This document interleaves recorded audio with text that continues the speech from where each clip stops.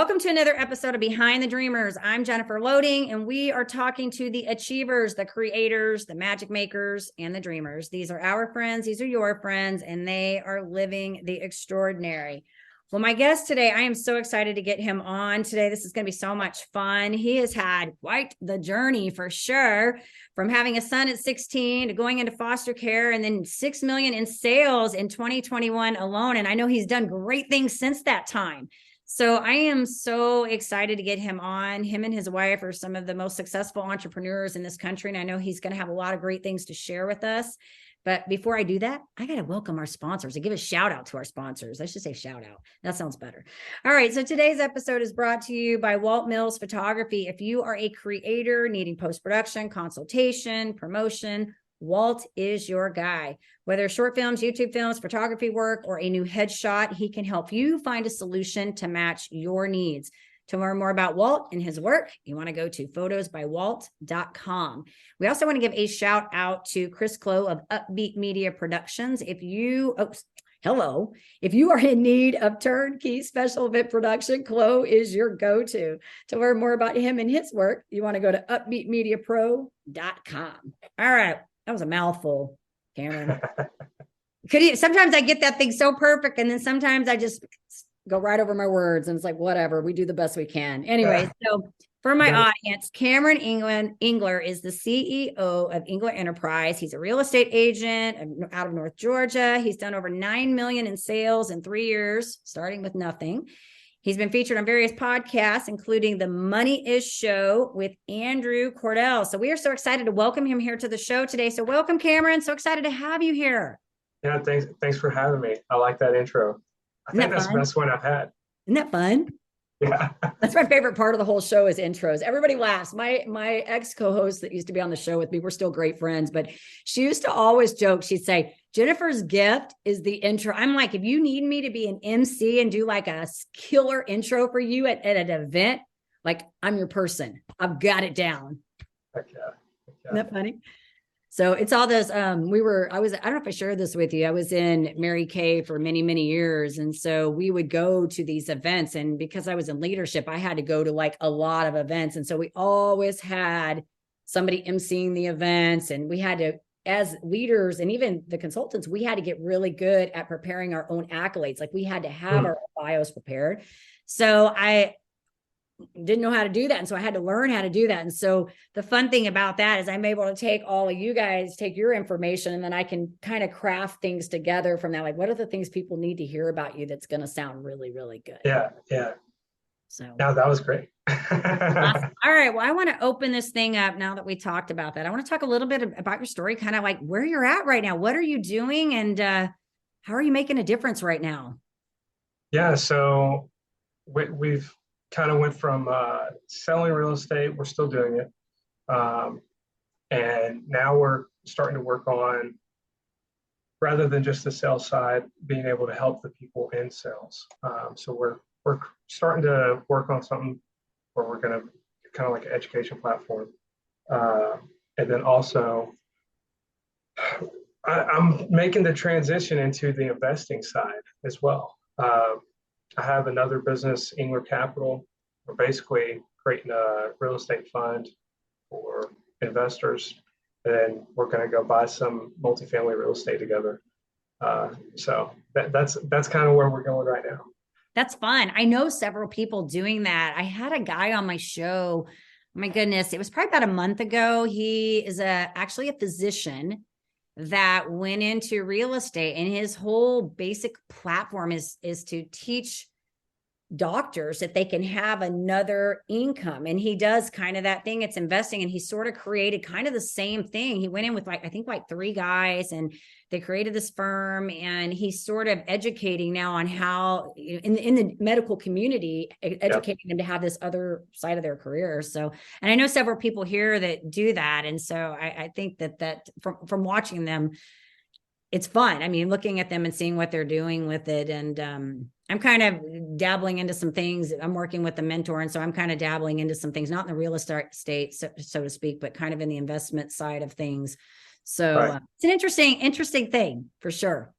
Yeah.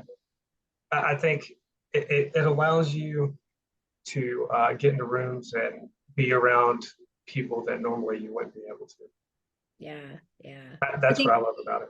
yeah. Yeah. Which I think that right there, there leads into a really good discussion because, you're probably finding, and you guys are so young, which I think is so incredibly cool about what y'all are doing, is because where you're at right now and the massive amount of just not impact legacy and just your life, like what you can create between now and the next, like 20 years or so, Yeah, you're in such a great position.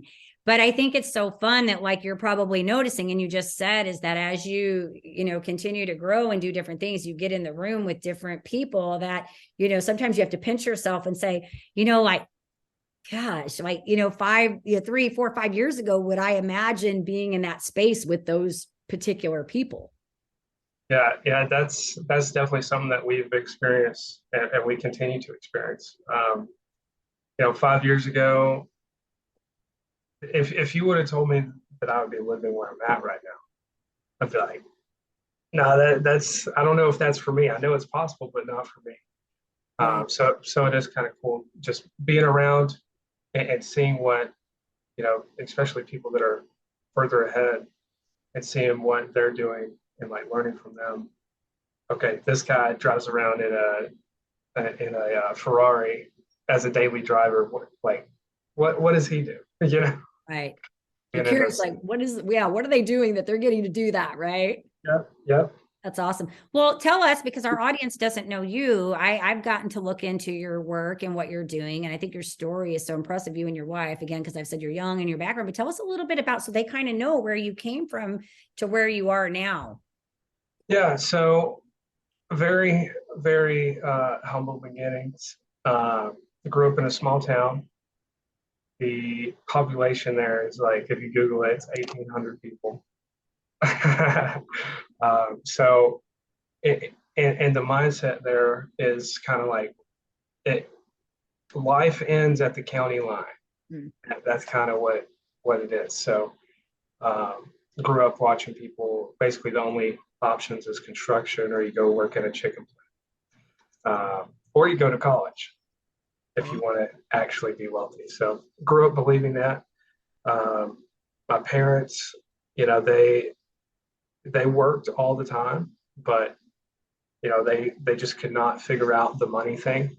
Um, so I watched them, and I was very observant as a as a kid, and so I watched them, go through life struggling, and eventually they ended up turning to drugs that they since have divorced, my mom and dad, and basically I just watched them, not be able to deal with life just because, in my opinion, just because they couldn't figure out the money thing. Um, and so I grew up watching that. Uh, my dad ended up getting real bad. They were doing it together. He goes to jail right at the same time that I figure out that where me and my wife are having our son at Wow. 16. Yeah.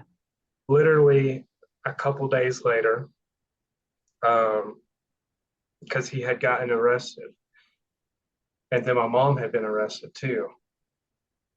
So a couple days later, DFAC shows up at our school, and we have no clue.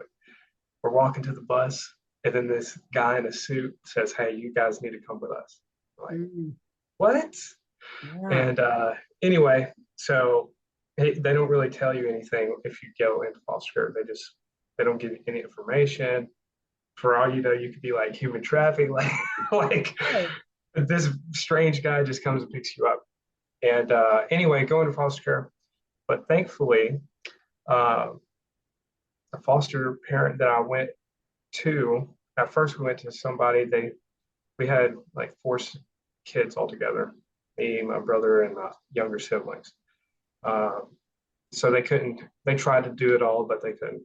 So after about a month, we went to somewhere else and they split us up. But thankfully, the second person that I went to, um, it's almost a similar story to that rich dad poor dad thing. Yeah.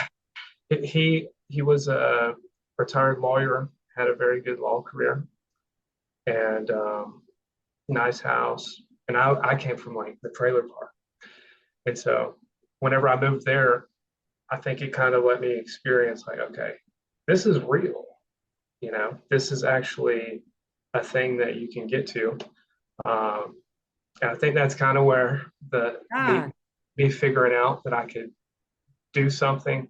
I mean, I always wanted to, but actually believing that I could, um, I think it came from there. But then I go to college because I think that's the only way in North Dakota. My wife is still here in Georgia with our son. And I get up there, it ends up not working out. I mean, I played football, but if you're that far away, for a long period of time, like, and family means a lot to me. So sure. I ended up coming back because the coach, he sold me a bunch of lies that ended up not working out. I come back, did construction with my dad. My dad had cleaned up his, stuff by then.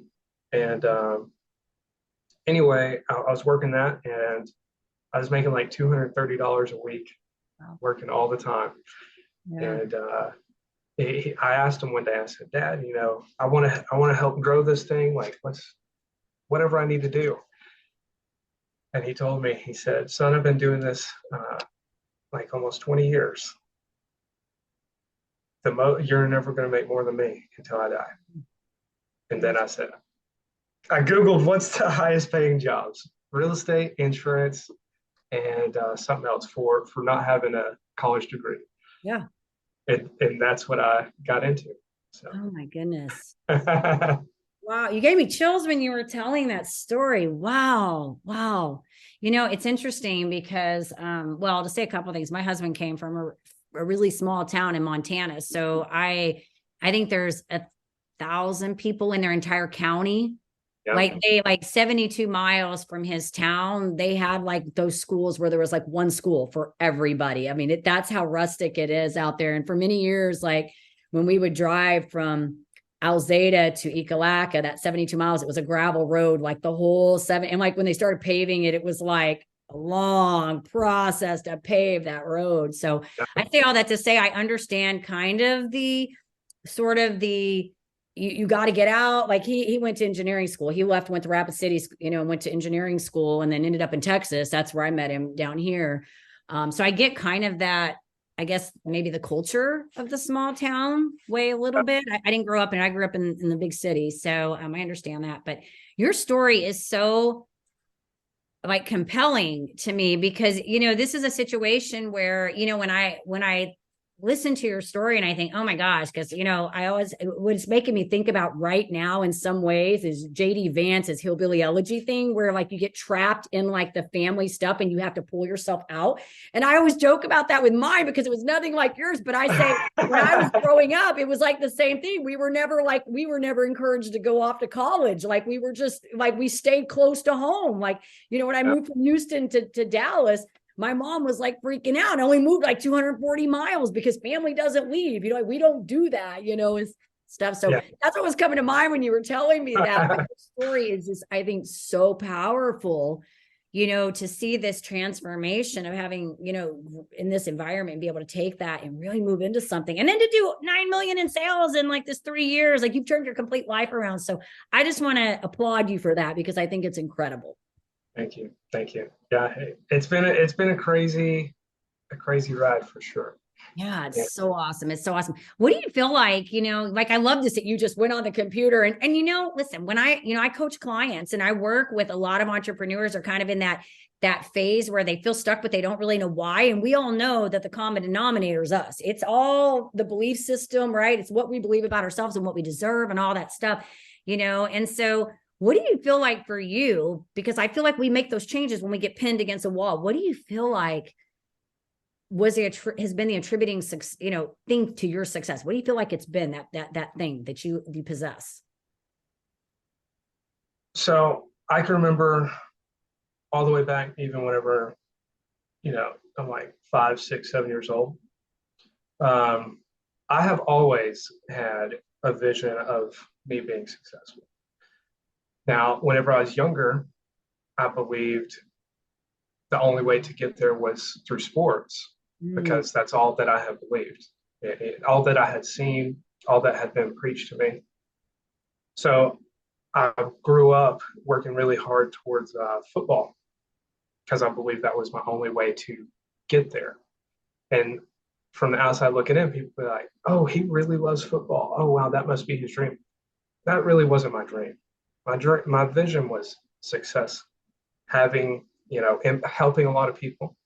I've always wanted to do that, and leaving a legacy, making a lot of money. And so I've always had that desire, like vision, whatever. I don't know what, something within telling me to do mhm. that. And whenever I noticed, in construction that it was pretty much dead end. You're gonna 10 years before you even make 1,000 a week, more than 1,000 a week.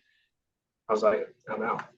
I'm out. Because in my family, nobody lives more than like 60 years old. So You should be laughing about that. You're gonna be past that. I hope so. Yeah, you will. There's so much that goes to that. I say the longevity that we live. There's a lot of factors that play into that, right? It's not always just about the health part of things. There's Yeah, a lot that yeah. goes on in your life. You're already Yeah, on the right path because you're figuring out there's more to this than just living mediocre life and just surviving in life, right? right. I love it. I love it. So good. So good. So what I want to know, because you guys you're a team and you got kiddos at home. So what do you feel like the juggling part of all of this? Like, how do y'all make this work? Because you guys are successful, and that means you're out there and you're making things happen. And I know what it's like to work with little ones. All mine are adults now, so I'm at that phase now where I'm not quite empty nester because they're still coming in and out the door, but they're functioning and they can drive themselves and get where they need to Yeah. go.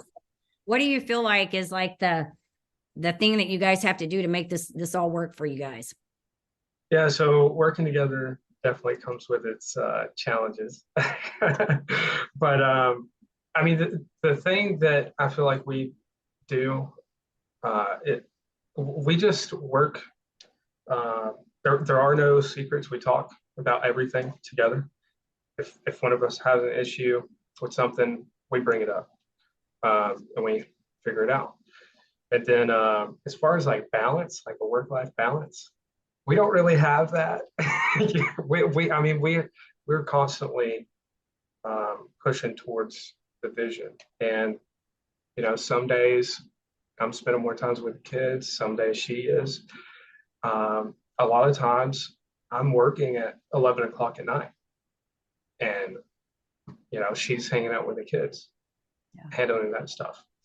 But, we've both kind of talked about it. And, for us to get to where we want to go, um, it's kind of just a decision that we made that it's worth doing. Yeah. So, Well, and I think to your point, I always hate the word balance anyways. I say yeah, harmony. I tell my people, forget the balance thing. Cause when you think about balance, you think about a scale, right? You think about all things being equal. And really there's nothing in life that's like that, right? There's a give and take for everything we do. yeah, And so as an entrepreneur that has, in your kind of to your point, I've been an entrepreneur when mine were little. I started when my oldest is now 26. She was 2. And then I had 2 more children in the middle. So that's all they've really seen. And so I've had to juggle it. So I get it. So I think you do. You just learn to find the harmony. You figure out what works. But I think the cool thing is that the work ethic that they learn watching you guys do this is so freaking powerful. Do you know what I mean? Like when I yeah, was at Mary Kay, I just remember us always saying, more is caught than taught, more is caught than taught. And you will be surprised, Kamron. I've heard my kids, like they don't do it in front of me, but I've heard how they deal with other people, like the conversations that they've had, the languaging, because, like earlier, when I asked you, like, what do you attribute to your success? You talked, what I heard from you is that you're visionary, you're a dreamer. So that's what I heard from you, is that you think big picture. Okay. I think big picture. Drives people crazy sometimes because they think their heads are in the clouds, right? I always say we're practical. We just don't sit and dwell in junk. We decide we're going to rise out of that. So a lot of the stuff I learned in that network marketing space in those 23 years that I was in there was how to be a big thinker, because I didn't grow up in a family where we thought big. Like, we were always like, nah, why are you going to do that? That's stupid. I wouldn't do that. Right. And so I had to come out of that and get into this other space. My kids learned that watching me. And I think every day, had I not taken that step and moved into that space, I needed that at the time that I did, because at that time that I did that, I was shy, I was negative, I was cynical, I was in a very bad place. Had I not taken that leap and moved into that space, my kids would have never known what it's like to have seen that side of life. Do you know what I mean? To be witness to, you can dream, you can go after things you want. You know what I'm saying? Yeah. And so I think there's so much, we could go forever on just on what you just said. There's so much there to unpack, but I think you guys are doing an awesome thing. And I think as long as you guys are working that out and you're like, hey, this is what we're shooting for, and we talk and ebb and flow this thing, that's the way it goes. Right. Yeah. Entrepreneurship. Yeah. And for us, I mean, it's like because she comes from, not as crazy of a background, but she comes from humble beginnings too. So, I mean, for us, we would rather sacrifice a little bit of time right now so that our kids don't have to deal with it and just be done with it. Yeah. I would pay the price today so they don't have to deal with it tomorrow. Yeah, you're setting a new legacy. I love it. You've switched you've turned it, like you've turned it a different direction. And I think that's what it's all about, was, when you mentioned earlier about creating legacy and making a lot of money. And I think we know that creating the money comes when we create legacy. When we're able to impact other lives, that's when when it flows in. People get hung up on the money side of things a lot of times, and they go the wrong way to approach this. And then they sit in this stuck spot. And it's when you make that shift. It's funny. I don't know if I shared with you, but this program I'm building out, I've been talking a lot about obliquity and the indirect path to success, and doing like the unscalable, and people, you either get it or you don't get that. You either see that as the way you build a legacy, or you just don't get it at all and you stay stuck. And so you can't unpack that for people. Yeah. It's a process. Yeah. Yeah. Some people, they're just, I think the people that we grow up around, it took me forever to be like, I'm going to question what my dad says, like, or everybody that I grew up around, yeah. or even trust a person on YouTube more than I trust my family. I think that's a huge barrier for people, especially, they don't know anything else. No one else in their family has ever done it. So. Yeah. And you said something there. I had a guy that came on my show, another one. I remember, like, everybody that comes on my show, I remember little nuggets, things that they've talked about. And there was another guy that came on my show that was talking about that very thing, about as you continue to grow, your friends change and evolve. So, and I've always said this, like, your circle gets smaller, right? Like, it starts getting, as you go up, and you'll notice, like, people that you used to be friends with, you may not necessarily, you don't dislike them any longer. You're still okay with those people, but you realize the conversations change and your needs change, and you start having to center yourself around other people. Like you were mentioning in the beginning about the investors, putting yourself in different spaces. You have to have different conversations because you're growing. And so that circle starts to change. And one of the things he talked about is having to deal with family, like when you go back to deal with family and you're in this space, and then you realize you have to go in that space. And one of the things I've been working with this mentor I learned this year is about, that's really big. And I don't know if you've studied on this yet, but it might be something fun for you to look into, is the adult stages of development. The adults, how we have kids, adults have them too. Once you learn it, you can't look back. Like, once you know it, you know it. And it's so funny because now when you look at it, you recognize that in your day-to-day activities, you will go up and down depending on the people you're talking to. If you're talking to family, colleagues, customers, like you will start recognizing where these people fit in. And when you start to get frustrated, it's usually because you're having to shift around in these different stages and you're not liking the stage you're having to sit in right now. And that's what I always say. When I'm starting to get frustrated around somebody, I'm recognizing, okay, what's going on here? And then I have to go, okay, I need to remove myself. Like I need to get out of this conversation and exit the door. That's so true. Heck, to add to that, like, there's some people now that I've grown up with that will not, they don't, because not because I don't want to be around them. I'm like, sure, let me help you out. Right. But they, like, as you progress and you learn more and you start hanging around different people, maybe you start speaking a little differently. Mm-hmm. Some people that you want to help, they're like, they don't want to come with you. Right. They don't even want to talk to you anymore. Yeah. So, I mean, that's something we've noticed. Heck, there's people in our family, I'm like, hey, let's hang out. They don't even want to come around because they just are so into that lifestyle. They just, I don't know, almost like being around something different. Mm-hmm. I don't know if it makes them feel less than, if it makes them feel, I don't know. But yeah. I've noticed that too in some capacity with people too. And I do think it, we're not psychologists here. We can't everybody, right? But I do think there is some truth to that idea that maybe they feel uncomfortable, right? They can't bring something to the table, but they don't know how to articulate. You and I would know how to articulate that more so because we're self-aware, but they're not. A lot of people are not really self-aware about their own feelings and their emotions and all that. So they don't even know why they feel that way. You know what I mean?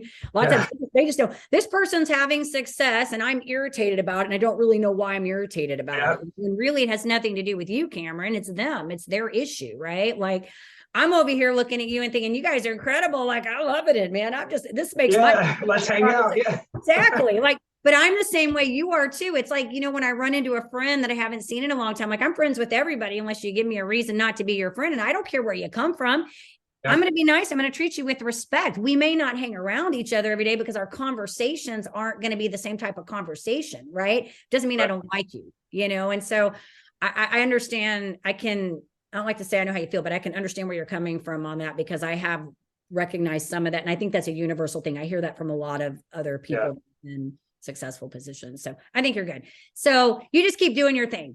I want to know one more question I want to ask you. So actually I got two more advice to somebody, a young entrepreneur. I know y'all's story is different, but there are a lot of young entrepreneurs and they're up and rising. I think there's so many cool things about you young guys that are, you young people that are coming up, you bring different things to the entrepreneur space. So maybe any advice for somebody starting out in that space? So number one, never give up on your dream, no matter what. But number two, just pay the price, in order to progress, like I've always had to sacrifice something, whether it be time with family, money, or going out on the weekends. Maybe you can't spend, you can't go to the zoo, you can't go to the aquarium, you can't go to the party. I would encourage, if you truly want success, if you want to better your situation, maybe, sacrifice those things today so that later you can do those things all the time. And don't lose the dream in the process. Yeah, it's powerful. Have the discipline and stay focused on the dream. Right. I love it. So true. So true. So many people, that's where they struggle.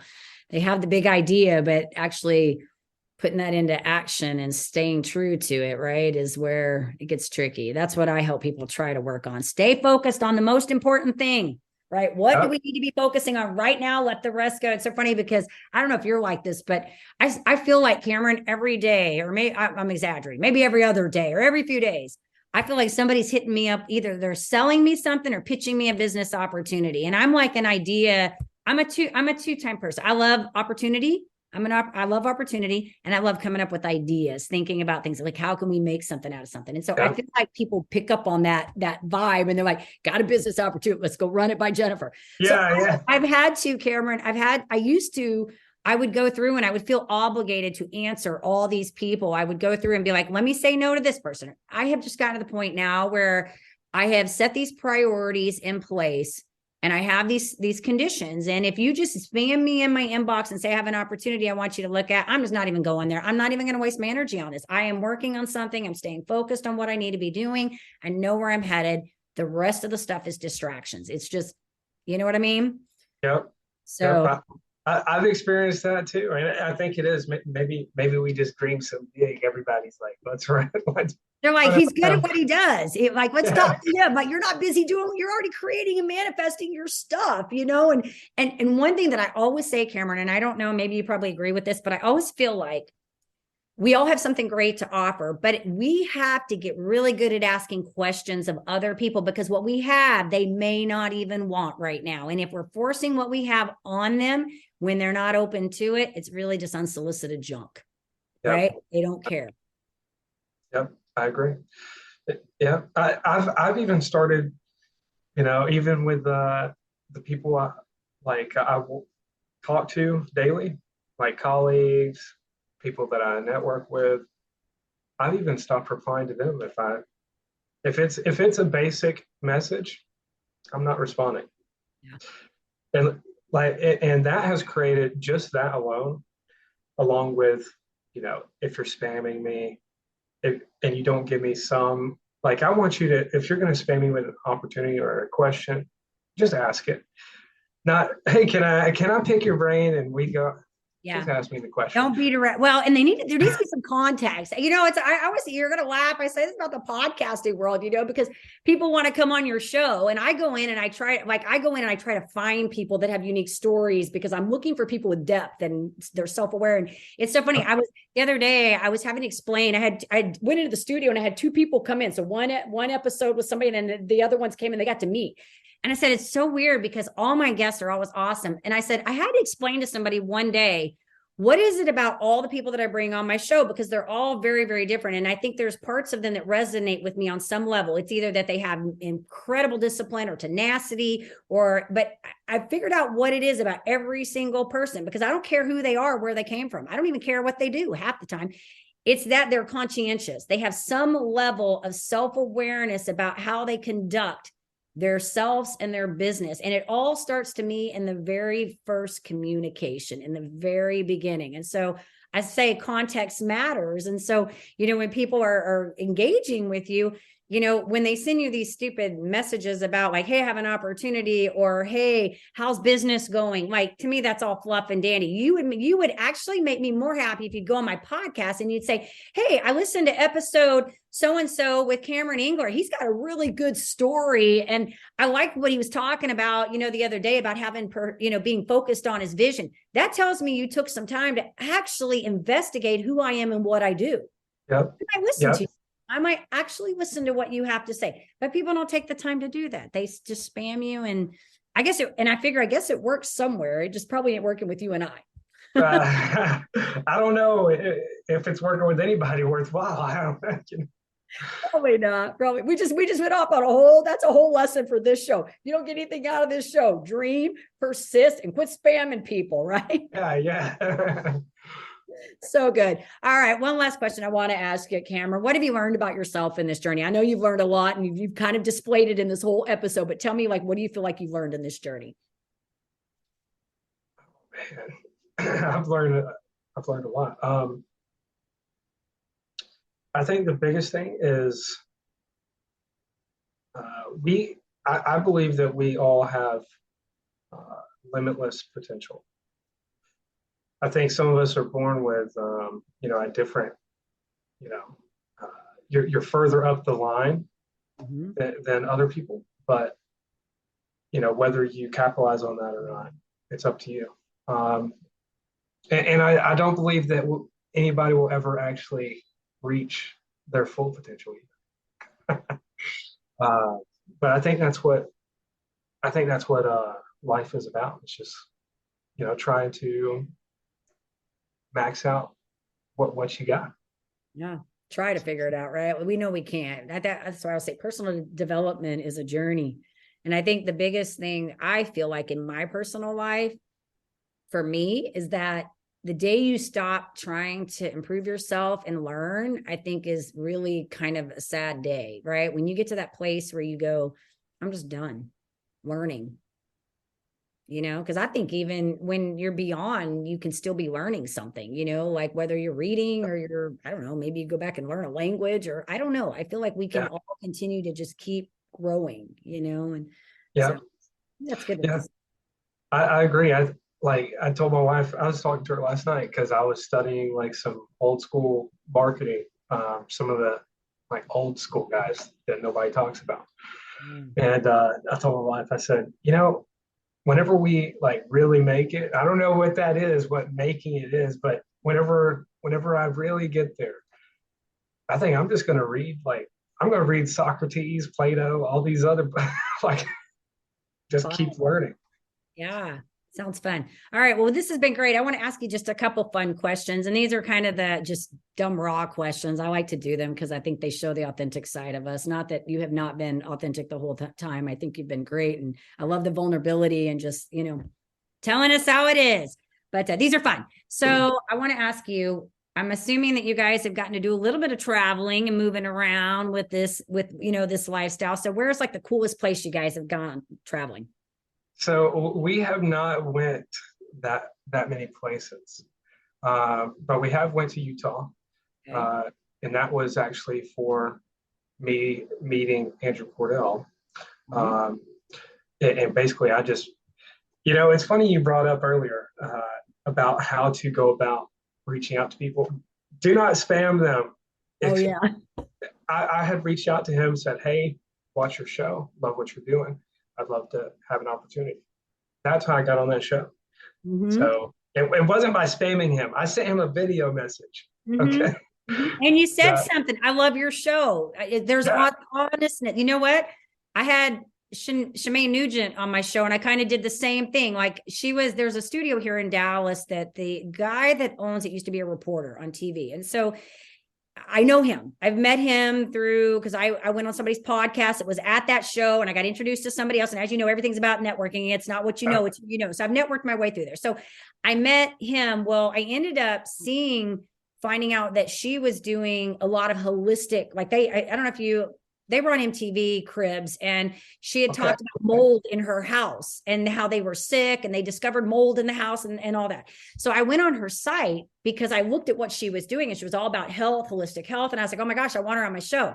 So I reached out to her, and it was kind of an authentic message like that. Hey, love what you're doing. I saw that you're up at Jeff Crilly's, studio, and I know Jeff and Casey Hayes and several people. I'd love to get you on my show. Well, it didn't happen right away. But what was funny about that is she wrote me back and said, I want you on my show. So I went on hers. I did hers. And then I still had to chase her down a couple times to get her back on mine. But it was always an honest, it was never a just, hey, can I get you on my show? There was the context in there. It always has to be in there, and so anyways, to get back to your thing, you got to go to Utah. You got to be in this awesome podcast. What an experience. Anything you want to add to that? I'm sorry I sabotaged you. No, you're fine. No, so we did go to Utah, and where I grew up in LJ, Blue Ridge mountain area in Georgia. We have hills and mountains. We have mountains there, right? Okay. But the mountains in Utah make the mountains in Georgia look like hills. Yeah. So that was cool. And then whenever I was in college, I did go to North Dakota for a little bit. Okay. So that was a cool experience too. Kind of scary though, because those movies with the long, huge cornfields. Yeah. That's exactly what North Dakota is like. Okay, very cool. I haven't been to North Dakota, but Children of the You don't want to go. There's no reason to go there. Children of the Corn's coming to mind right now. Cornfield. Well, and you guys are still young. You're going to have plenty of places to go and travel. And, and I would say as the kids get bigger too, then you get a little bit of different kind of freedom that you get to be able, you guys are doing the things you need to do now to be able to have those freedoms. And I would say, it's not about we like to have money, but I think it's not always about that. It's really about freedom of choice. It's about not having financial concerns, right? Like it's the freedom to be able to live the life you want to live, you know. Yep. So you'll be able to do that. So a favorite book you've read, maybe one that sticks out in your mind. So favorite book. Or maybe a mentor that you'll really do that. Yeah, I mean, the 10X rule by Grant Cardone, and that's probably the one that I, applied the most to my life. But also, whenever I was first starting, there was a book called Secrets of the Millionaire Mind. Yeah. Can't think of the author. Heard of it. But that one is good too, because it kind of breaks down all the beliefs that you've been programmed to believe and like picks them apart. So that was a good book. This question helps me get my book list together. And for other people, they need to pick up books, right? All right. What's your favorite guilty pleasure food? Oh man. I don't know if it's a food. I love Red Bull. I got one right here. I drink those like crazy. Yeah. Okay, whatever it is, it's your thing, right? And that's your thing. That's why I would say this. That's a funny question. Last week I did an episode. We got to talking about Monte Cristos at Bennigan's. It went from pizza to Monte Cristos. So, all right. Last question I want to ask you. What is in your Amazon cart? It's my favorite stupid. Listen. I'm going to show you right now. You actually have stuff in there. I did this to somebody the other day, and he looked at me like, "You just did not ask me that question." Listen, I did not plan this. So funny. We're pulling up the cart. It's nothing but books. Books. I look at that. See, and I asked you what book you're. Look at this. You got. I see Mary Kay. You got a lot in there. I recognize a couple of those. You're awesome. I'll give you more. I'm constantly learning.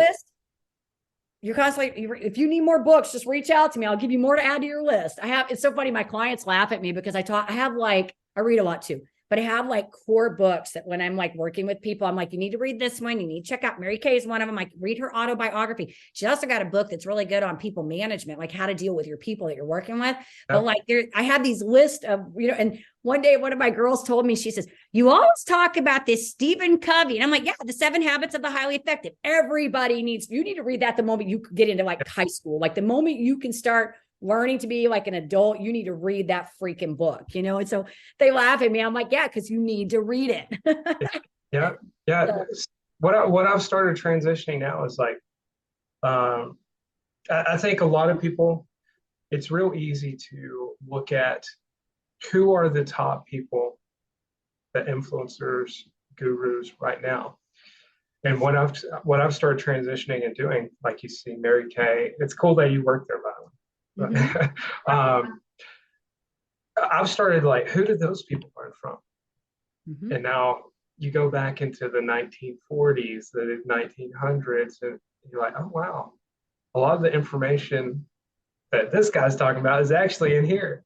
Mm-hmm. So I think it's good to go back. Yeah. It's funny too, because I was in the Mary Kay world for like 22 years. And so I kind of grew up in that. She was such a neat woman, and her story is because she kind of came from humble beginnings too. And, built that whole company up. And I think the values of that company, I talk a lot about that company in my program, the values that she implemented, and that company still follows those same values. They operate that way. And the culture is what keeps a lot of those people still in that space, And so she has a really, really neat story. But yes, a lot of, I think you learn a lot from just, reading these different stories about people that have created these successful businesses. And there's a lot of takeaways. Interesting story, having come from Mary Kay, we heard a lot about Zig Ziglar because Mary Kay and Zig Ziglar worked together a lot. In fact, here's a funny story. So fast forward, I want you to think about this because I was in this space for 22 years. I heard Zig Ziglar all the time. So I network a lot now. Like I know a lot of people here, and I tell people like, usually I'm the person that the other day, like I'm doing a podcast, and while I'm listening to this guy, I'm like, I got 2 people I need to connect you with, like 2 people right now. But it's how my brain works. Cause I'm like always thinking, how can I, so I go to this networking event and then I run into this guy, and he actually was like Zig Ziglar's like right-hand man. He traveled all over the world with Zig Ziglar and, would train with him. And he was telling me all these funny stories. And then he told me the story about how Zig Ziglar and Mary Kay went on the Phil Donahue show. So think way back in the 80s. And Mary Kay sold Phil Donahue like 3 times on why he needed to sign up to be a consultant with Mary Kay. The funny thing is that I had this guy on my podcast. I actually did a presentation with this guy. And it was so funny because after I did the presentation, it wasn't in a large thing, but it was a group of entrepreneurs. I had these people came up to me and they were like, oh my gosh, like you held yourself, like you held your place with Brian Flanagan. He has talked like all over the world to massive stages, right? And I made this connection. I was like, who would have ever thought in all those years that I had been in Mary Kay and I'd been hearing about Zig Ziglar and here I am now, speaking with this guy that's been running around with Zig Ziglar for many, many years, speaking all over into huge stages, and so I think it's so interesting. Going back to the very beginning of what you were saying about like the people that you come in contact with. We've said so much here about who you know and the journey and like all the people you're going to come in contact with and what you guys are going to do in the next 20, 30 years, like the people that are going to come into your life between now and then. So there's just so much coolness to this. And definitely I would tell everybody reading is where I made my biggest shift in my stuff. It was like the catalyst for how I moved into where to what I'm doing now. And so I love reading. I'm glad that you got books in there and they're all good and all the stories are good. I was going somewhere with all of that. It was just that's awesome that you basically, what I would say, you embodied Mary Kay and spoke next to, that's awesome. Yeah. And it's funny too, because we get up there to train and we're both talking the same language because Mary Kay and Zig Ziglar had worked together. And so he had been with Zig Ziglar for 27 years. I was with Mary Kay for 22, almost 23. And so we were like, the languaging was really kind of the same languaging, and so, yeah, I just think it's cool how life works out and this journey that we're on that we never really arrive, but you never know. Like when you said in the very beginning, if you'd asked yourself 5 years from ago, if you'd be where you are today, you had no idea. You know what I'm saying? You have no idea where you're going to be 5. You know where you're going, but you don't know what's going to happen in the next 5. Like, I don't know. Who's going to cross your path in that time? Good stuff, Kamron. So if our audience wants to get in touch with you, they want to learn more about you, your story, what you're up to, Folly, where do we want to send them? Yeah, all my socials is at Kamron Engler. And if you want to check out my website, it's theengler.com. Awesome. All right. Well, this has been great. I know we went a little longer than I'd planned to, but you're awesome. Love your story. Love what you're doing. Keep inspiring. Keep kicking butt. Stay focused. You're doing good things. Thank you. You too. You too. This has been great. I like this interview. This is my favorite interview so far. We have fun. I always have fun. That's the purpose. I want you to walk out of here and have a good time. That is the goal always. So we do want to say to our audience, of course, if you enjoy our show, go check us out on the Apple, wherever you follow your podcast, and then hit that subscribe button on YouTube so we can keep sharing these incredible stories.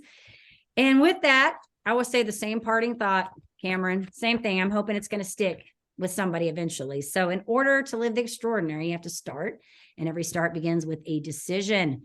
You guys take care, be safe, be kind to one another. We will see you next time.